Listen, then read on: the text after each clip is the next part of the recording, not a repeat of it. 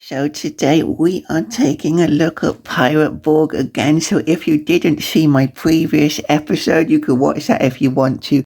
But basically, we went ahead and made our character. We've got Juan Lopez, and he is our pirate. So I think that the first thing that we want to do is I think we should level him up and give him a new ability, and then we can discuss more about him.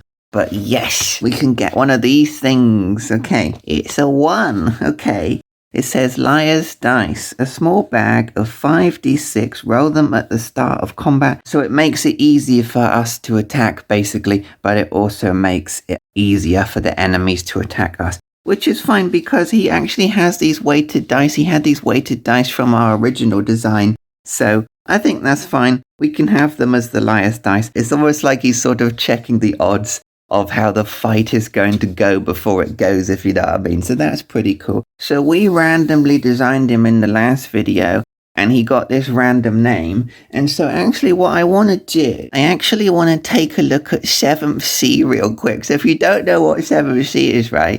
So basically what they've done in this book, they've taken our world and they've just sort of split it up into fictional stuff. So like England here is called Avalon, right? And like France is called Montage. I don't know how to say that, right? So because we know that he is from that sort of Spanish descent, I think it's really cool to have a fictional design around that. So this is the fictional version of that, right? Castile, yeah? Because they're all sort of like over here, like this is clearly the Nordic countries, yeah? And so I really like the design of this. They've just taken what we would know, but fictionalized it, which I just think just makes it kind of cool. So yeah, Castile's kind of supposed to be like kind of a bit Spanish and stuff. So I think he's going to be a Castilian. He's going to be of Castilian descent, which is pretty cool. In the original design, he had like a missing limb, and so we drew him as a peg leg. But I thought about it afterwards, and I thought that he would just look cooler if he had one arm or something. Because there was a couple of things. First of all, he was missing a limb. And second of all, he has very fancy clothes. That's what we'd randomly designed last time, right? So he has very fancy clothes. I noticed that the Castilian people, they do have like really fancy clothes. I also came across this picture, which is a pretty good picture for reasons. But yeah, anyway, they look kind of the part. The Castilian sort of look. I like the look and the design of them, and they also have quite fancy clothes as well. So I feel like maybe he'd also maybe look a bit more like that. That's just a concept design of what I think he should look like for the minute. So yeah, let's see what sort of dark Caribbean events there are occurring at time of adventure, shall we? So we're going to roll 2 d66 for that. All right, we get a 6 and a 1. 6 and 1 is over here.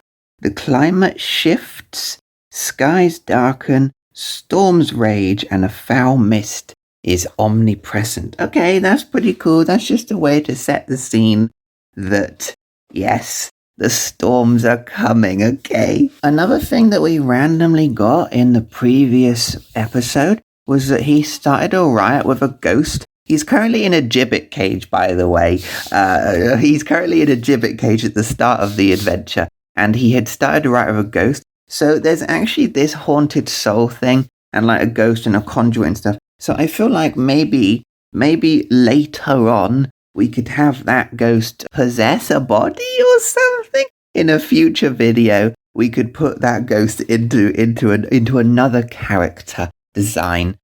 So that's just something to think about for now, that there is a haunted soul that we could bring along. I just thought it's kind of cool that they kind of have this ghost come along with them, but that ghost has no current abilities, but maybe in a future video, they will. So we'll see about that. But yeah, actually, since they've just woken up in this gibbet cage and the dark storms are coming rolling in off the sea, should we see if they can actually break out of the gibbet cage using their strength? I think we should take a look. So we could see difficulty ratings here. We could see normal, difficult, really hard. I'm going to say it's difficult to break out of the cage. Let's just say it's a rusty old gibbet cage. This is the first start predicament of their adventures. So we just want to roll a d20, and then we want to add our strength, which is 2, and we want to see if we can match 14, which is difficult, and then we can see if they're going to break out. So let's go for a roll and see what we get. It's a 14. Would you look at that? So we add 2 to it.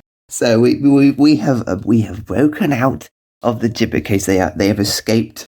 So yeah, that's a great way to start the adventure. I can just see the dark storms rolling in as the day is dawning, and it's time to leave. It's time to. So let's pop ourselves up with an Uncharted Island. We can start by taking a look at Uncharted Island, and this is 2d6 all the way down. So yeah, let's just keep rolling and we'll see what happens. So the size of the island is, oh no, wait, it's just a d6. I'm sorry, it was 2. I'm sorry, I don't even know what's going on. 4, it's a 4. Okay, it's a large island. Okay, all right, now it's 2d6. All right, a large island with gentle hills. Okay, with gentle hills and fertile grassland. Okay, well, we could start drawing that. And the prominent natural feature is fruit trees. Okay, cool. So we got a fruity island, and a notable animal inhabitants is a 10, a large seabird colony. Okay, we could just draw lots of birds over it, can't we? 4, 5, 6, 7, uninhabited. All right, it's an uninhabited island. That seems fair enough.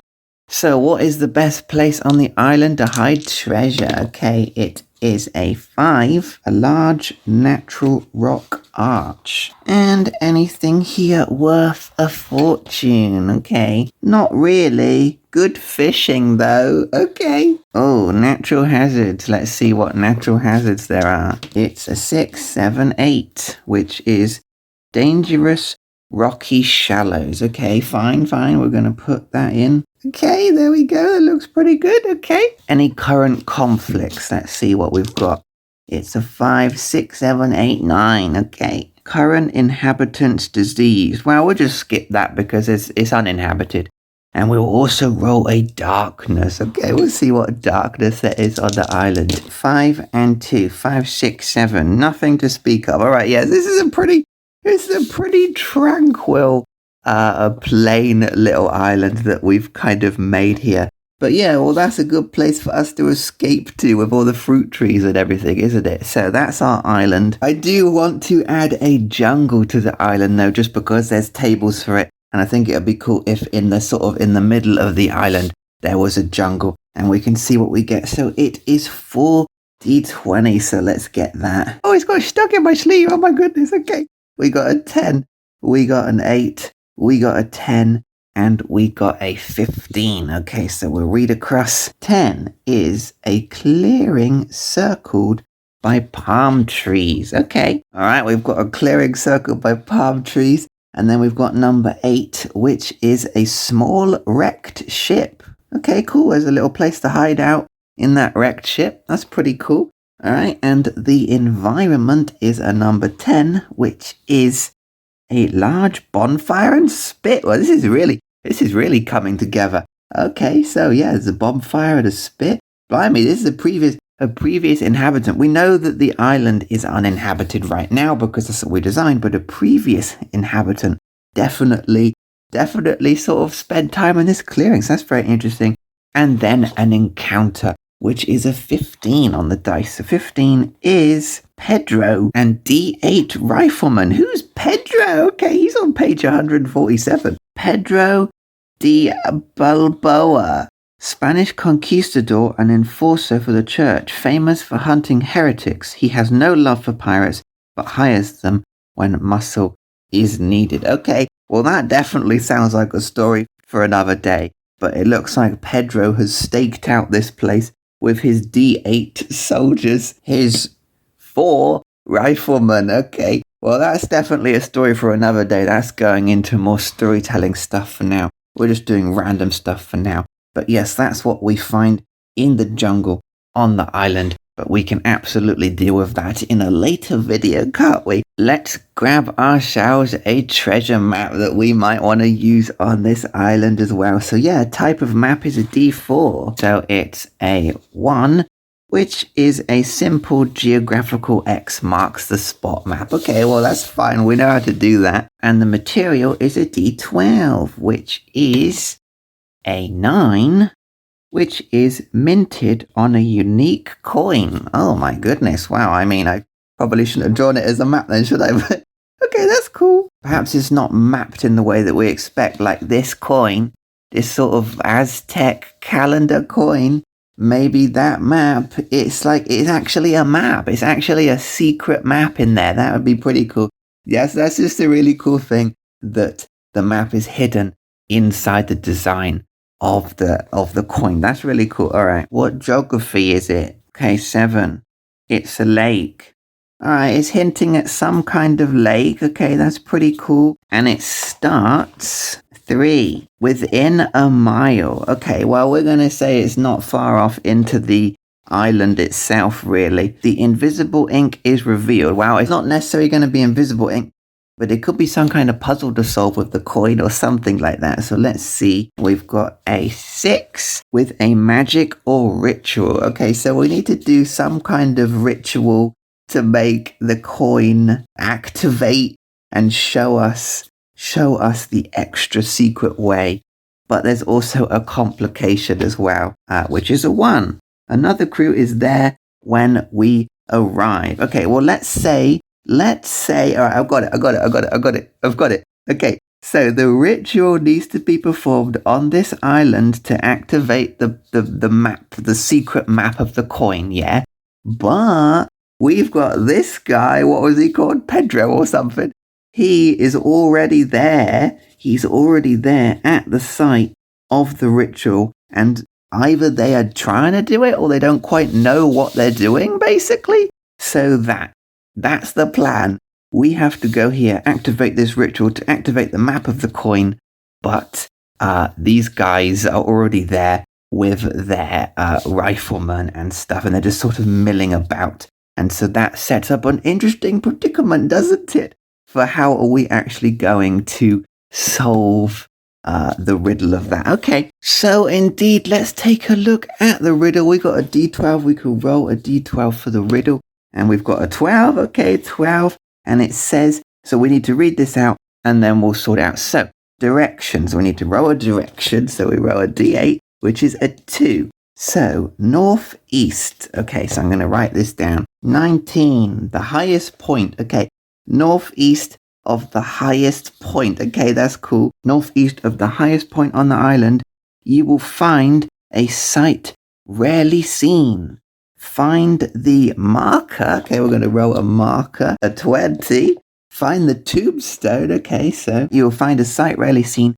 Find the tombstone that's hidden under a blanket of green. The marker is hidden under foliage, moss, or grass growing. Okay, yeah, sure, fine. So it's all over. Yeah, because we did say it was a kind of a green, hilly island as well, didn't we? All right, so that's what we have to do. We have to find the highest point. Northeast is the highest point. We can find a tombstone hidden. So that should help us out with our treasure map. Oh, and the clue container as well. When we get to the tombstone, there should be a clue container, which is a 4, a message in a bottle. That's pretty perfect, isn't it? Absolutely perfect to have a message in a bottle. That's just thematically appropriate. Okay, that's cool. And so, yes, I will roll the buried treasure. I suppose we're not supposed to know what the treasure is until we've dug it up. But for the sake of fun, let's roll it. So it is a 100. Okay, we got a 2 and we got a 50. So 52. D20 bottles of the finest rum ever made. Okay, let's just say that along with the clue bottle for more stuff, we can also find some rum bottles buried at this gravesite. I feel like there's definitely something more going on with this ritual and this coin than just some simple treasure here. There's definitely something more to explore here. But yeah, I think we're going to have to save that one for another video where we see what this ritual is, see what this guy is. Is he called Pedro? Yes, Pedro the Conquistador. We can learn definitely more about that another time. But for now, I think that's pretty fine. I think that pretty sets up our stuff. So we did escape from the gibbet cage this morning, by the way. And we've got our treasure map on a coin, yeah? So we got to solve the treasure map on the coin. And there's some kind of ritual to be performed. But when we get there to this island, and in the jungle, there is already some people going there and doing something. And that's definitely something that we could explore in a later video. But for now, we've just randomly generated some fun stuff. So yeah, I think that's a pretty good way to go with it. We've got Juan Lopez. He is Castilian. And so I feel like he might need another crew member to help him out before we continue on any other sort of adventures and stuff. So yeah, that just sets up a good little story for now. But that was basically it. That was my second video of Pirate Borg. So yeah, let me know what you think, and we can pick up our adventures next time and see where we end up and see what we can find. So yeah, okay, thank you. And yeah, goodbye then. Goodbye. Okay.